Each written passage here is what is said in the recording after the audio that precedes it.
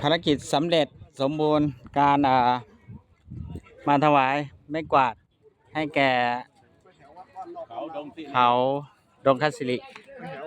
อันนี้ภารกิจสมบูรณ์แล้วไปต่อที่บ้านนางสุชาดามือนบยังเกษาภูมิถ้วยคาน้อมบาสาธุการรัตนังไตแก้วศาสนาหมายบูชาบุญญาโพธิญาณบารมีเผยแผ่ไพศาลลำลืนสู่อันโลกลุ่มโลกา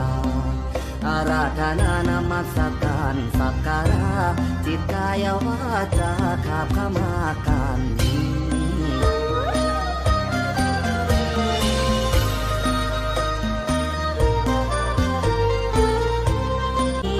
ท่านปราณี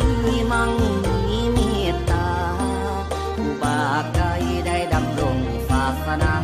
องค์พระสัมมาสัมพุทธภโคดม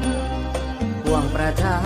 พากันชื่นชมท่านพดุงสังคมล้วนวิวัฒน์พัฒนาแล้วได้ปลูก